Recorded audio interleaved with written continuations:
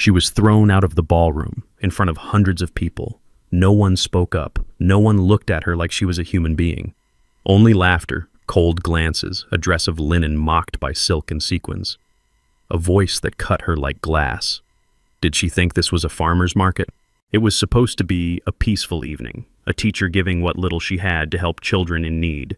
But in 3 minutes they treated her like trash, and they were wrong. Because the woman they just humiliated was the wife of the most powerful man in that room. Elena Grace stood at the edge of Thornspire Hall, her fingers clutching a handwritten invitation, the paper soft from her nervous grip.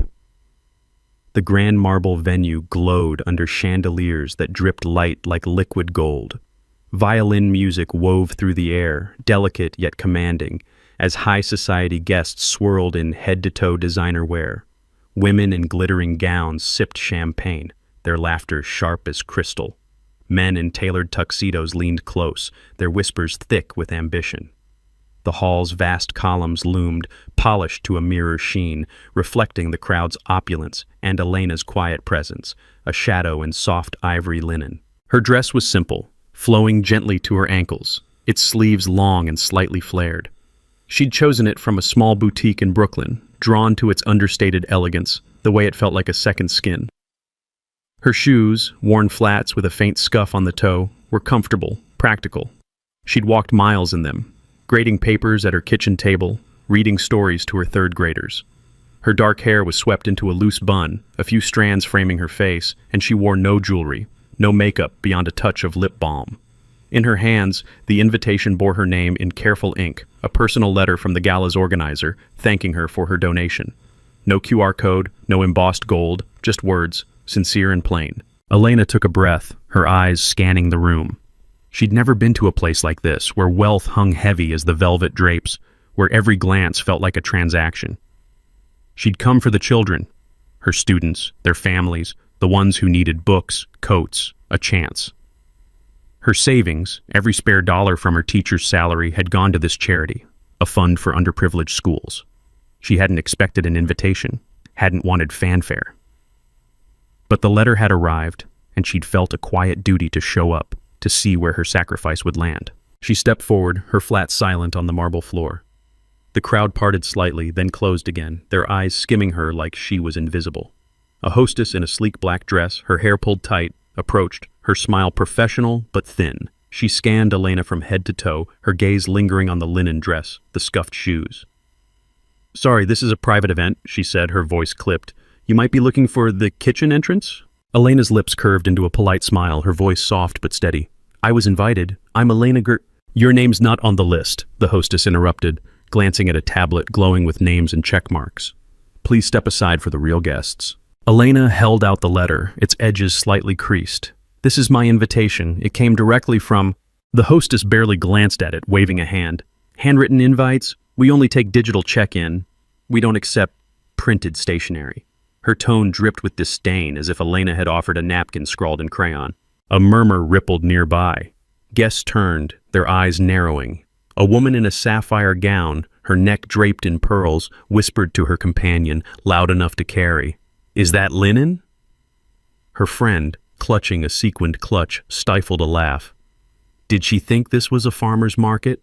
Another voice, sharp and male, cut in. "Can't afford real shoes but wants to meet a billionaire?" The group around him chuckled, their champagne flutes catching the light. As Elena stood, clutching her letter, a man in a velvet blazer stepped forward, his voice loud enough to carry across the hall.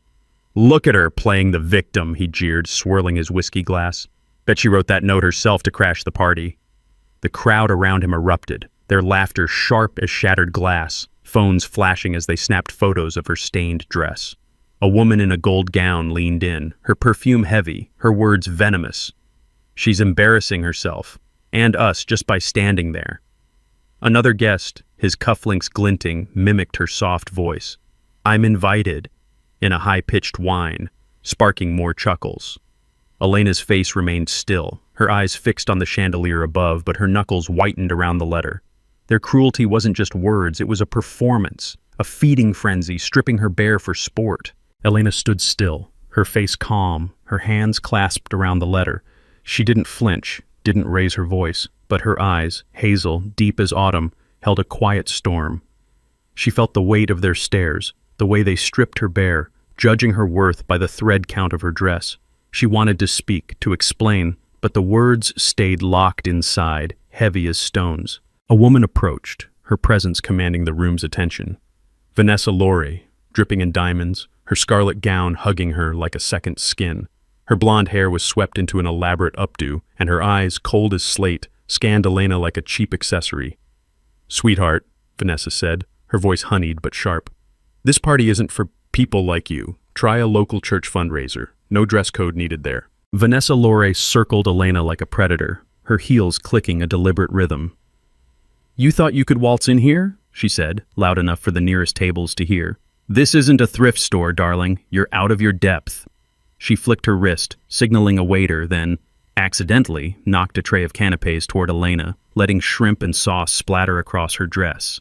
The crowd gasped, then laughed, a chorus of delight at the spectacle. "Oh, clumsy me," Vanessa purred, her eyes gleaming with malice.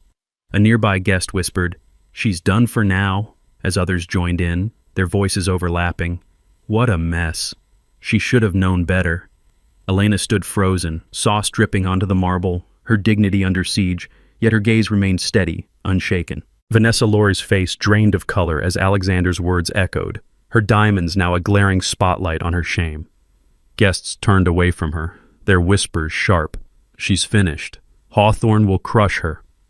Her phone buzzed, urgent texts from her board, warning of canceled contracts, stocks already dipping. She tried to laugh, to toss her hair, but her hand trembled, spilling her drink.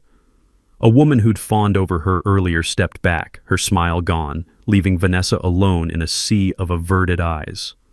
Lori Lux's logo, once plastered on every gala screen, vanished from the night's program by morning, replaced by a blank space. Her empire, built on image, cracked under the weight of one teacher's dignity, her name now a warning whispered in boardrooms. The crowd laughed, a cruel chorus that echoed off the marble. Elena's fingers tightened on the letter, but her expression didn't waver. She opened her mouth to respond, her voice barely above a whisper. "I'm here for the charity." But before she could finish, two security guards appeared, their black suits stark against the glittering crowd. The taller one, his jaw set, spoke first. "Ma'am, we've had complaints about an unregistered guest." His partner, shorter but broader, stepped closer. "We're going to have to escort you out." The taller guard tightened his grip on Elena's arm, his fingers digging into her skin as he pulled her toward the doors. "Stop stalling," he barked, loud enough for the crowd to hear, his face flushed with authority. His partner smirked, leaning close to mutter, "You're making a scene, lady. Should have stayed home." Guests nearby clapped, egging them on, their voices rising. "Get her out! She's ruining the vibe!" A woman in a feathered headpiece tossed a napkin at Elena, watching it flutter to her feet with a giggle. "Pick it up, sweetheart," she called, sparking more laughter.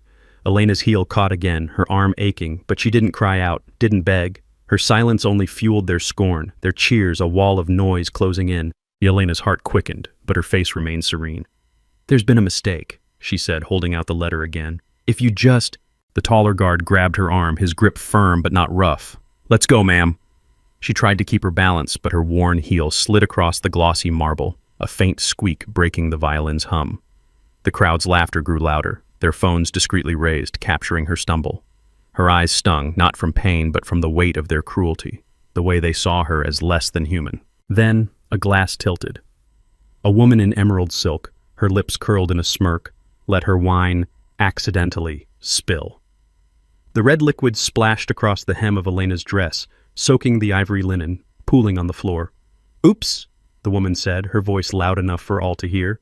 "Better leave before someone mistakes you for a broken prop."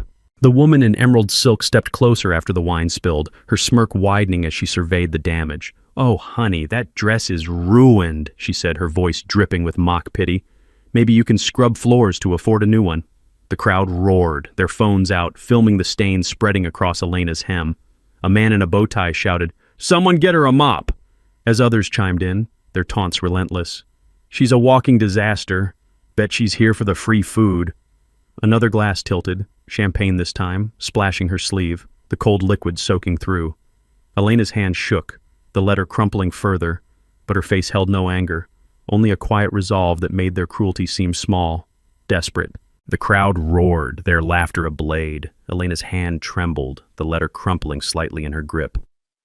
She looked at the stain, the wine seeping into the fabric, and felt a quiet ache, not for the dress but for the night, for the children she'd come to help, for the dignity they'd stripped away in seconds. The guards pulled her toward the grand doors, their hinges silent but heavy. The marble floor stretched endless before her, the chandeliers blurring as her eyes burned. She didn't resist, didn't shout. She walked with them, her head high, her steps deliberate, even as the crowd's whispers followed like a tide.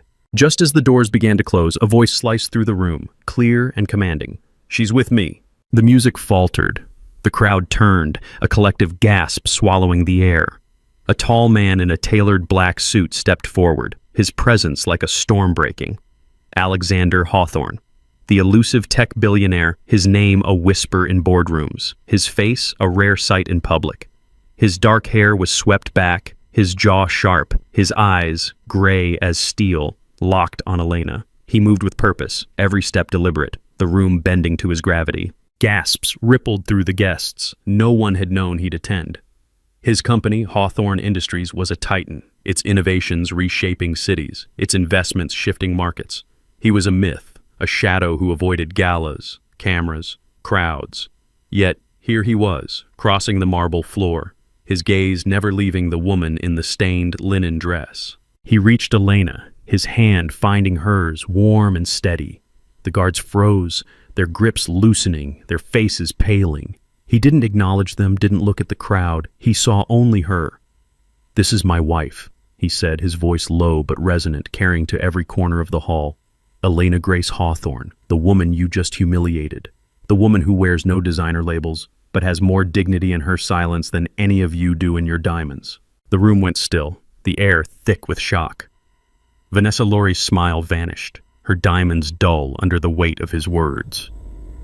The woman in emerald silk clutched her empty glass, her smirk gone. The hostess stared at her tablet, her fingers trembling. The crowd's laughter died, replaced by a silence so heavy it pressed against the walls. Alexander's eyes swept the room, cold and unyielding. "This charity gala was meant to help children in need," he said, "and you just dragged out a teacher who donated her entire savings to support them. A woman who rides the subway, eats homemade sandwiches, and teaches kids to read while you sip your champagne and mock her shoes."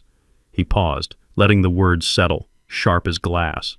"Maybe we should ask ourselves, who here is actually trying to make a difference?" No one spoke. No one dared. The guards stepped back, their heads bowed, their radios silent.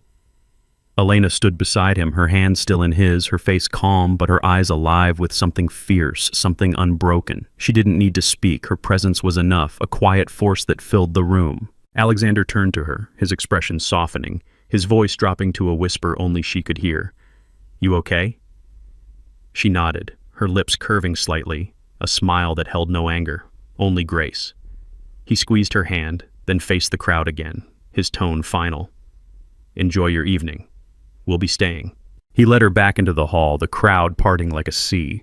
The violinists resumed their notes hesitant, as if afraid to break the silence.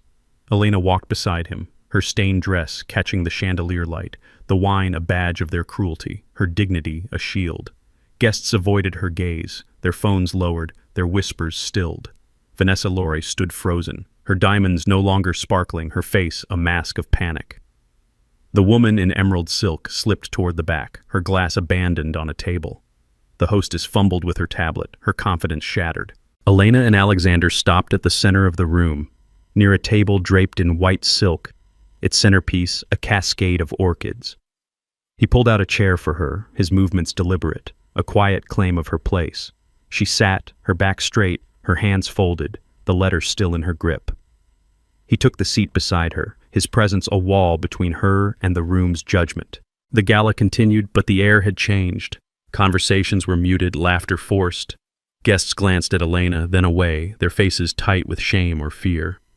A waiter approached, offering champagne, but she declined with a gentle shake of her head, her voice soft. "Water, please." He nodded, returning quickly with a glass, his hands trembling slightly as he set it before her. Across the room, Vanessa Laurie leaned toward a man in a navy tuxedo, her voice low but urgent. How was I supposed to know? She hissed. She looked like a nobody.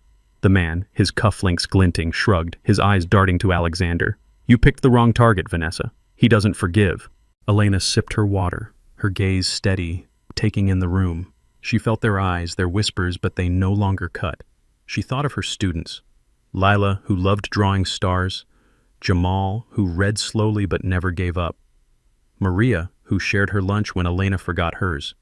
They were why she'd come, why she'd given everything. This room, these people, they didn't define her. She did. Alexander leaned closer, his voice a murmur. You don't have to stay. We can leave whenever you want. She turned to him, her eyes meeting his, warm and certain. I'm staying, she said, for the kids. He nodded, a faint smile breaking his stern facade, pride flickering in his gaze. The evening wore on, the crowd's energy dimmed, their glamour tarnished. A woman in a silver gown approached their table, her steps hesitant, her smile nervous. Mrs. Hawthorne, she said, her voice catching. I'm Clara Voss with the charity board. We didn't know about your donation. It's extraordinary. Can we acknowledge you tonight? Elena considered, her fingers brushing the letter, then shook her head. Acknowledge the children, she said. They're the ones who matter. Clara nodded, her eyes glistening, and backed away, whispering to a colleague. She's incredible. Dinner was served, plates of seared scallops, roasted figs, delicate greens drizzled with truffle oil. Elena ate quietly, her movements precise, her thoughts elsewhere. She pictured her apartment, its small table covered in lesson plans, her kettle whistling as she made tea. She thought of Alexander, the way he'd read Plato in that library years ago, his voice soft as he quoted lines to her, rain tapping the windows. Their wedding, just them and a justice of the peace, her in a cotton dress, him in a sweater, their vows whispered like secrets. They'd chosen this life, quiet, hidden, theirs. A man in a gray suit approached, his face flushed, his tie slightly askew. Mr. Hawthorne, I'm Gerald Klein with Klein Enterprises. I want to apologize for earlier. We had no idea. Alexander's eyes were cold, unyielding. You didn't need to know who she was to treat her like a person. Gerald stammered, his hands gesturing uselessly, then retreated, his shoulders slumped. Elena touched Alexander's arm, her voice low. Let it go. He looked at her, his jaw tight, then nodded, his hand covering hers. For you, he said, and she knew he meant it, knew the storm he could unleash if she asked. But she wouldn't. Her power wasn't in vengeance. It was in her stillness, her choice to rise above. The auction began, a sleek MC in a tuxedo calling out items, a yacht weekend, a diamond necklace, a private jet tour. Bids climbed, voices competing, egos flexing. Elena listened, her face serene, her mind on the children. When the MC announced a fund for school libraries, her donation's purpose, Clara Voss took the stage, her voice steady but emotional. Tonight, we've received a gift that will change lives, she said. A single donor gave everything she had, every dollar saved, every sacrifice made, for our kids. She asked to remain anonymous, but her heart is here, in this room. The crowd applauded, their claps polite but hollow. Elena felt Alexander's hand tighten on hers, his pride a quiet fire. She didn't need their cheers, didn't want their spotlight. She'd done what she came to do. Vanessa Laurie sat at a distant table, her face pale, her diamonds dim. She'd tried to mingle, to laugh, but the room had turned on her. Guests whispered her name, their tones sharp. Her company, Laurie Lux, relied on Hawthorne's contracts, and she knew it. She caught Elena's eye, just for a moment, and looked away, her hands twisting her napkin. The night deepened, the chandeliers casting long shadows. Elena rose, her dress still stained, her letter tucked into her pocket. Alexander stood with her, his arm a steady anchor. They moved toward the stage where Clara waited, her eyes warm. We raised 10 million tonight, Clara whispered, gripping Elena's hand. Because of you. Elena shook her head, her smile soft. Because of everyone. But the room knew the truth. Phones buzzed, screens lighting up as guests posted, their captions shifting. Elena Grace, # true class. A photo of her standing beside Alexander, her dress stained but her head high, spread like wildfire. By morning she'd be a name, a story, the billionaire's wife who dresses like nobody. The world would see her, not for her linen, but for her light. As they stepped toward the doors, Alexander paused, pulling something from his coat, a small bouquet of sunflowers, their petals bright as her students' laughter. He handed them to her, his voice a whisper. You don't need to shine, Elena. You are the light. She took the flowers, her fingers brushing his, her eyes glistening but steady. The crowd watched, silent as they walked out, the doors closing behind them. The hall felt empty without her, its glitter dulled, its laughter exposed. Outside, the night was cool, the city humming beyond the marble steps. Elena held the sunflowers close, their scent grounding her. Alexander's hand found hers, and they walked into the dark, unseen, unbreakable. Enough. The next day, the gala's guest list became a blacklist. Companies tied to the loudest mockers. Klein Enterprises, Voss Media, half a dozen others, woke to Hawthorne's wrath. Contracts severed, partnerships dissolved, stocks plummeted, headlines screaming Hawthorne's revenge. The man in the velvet blazer who'd called Elena a fraud watched his firm's valuation halve overnight, his board ousting him by noon. The woman in emerald silk, her champagne splash a viral clip, lost her influencer deal, her followers abandoning her with # cancel emerald.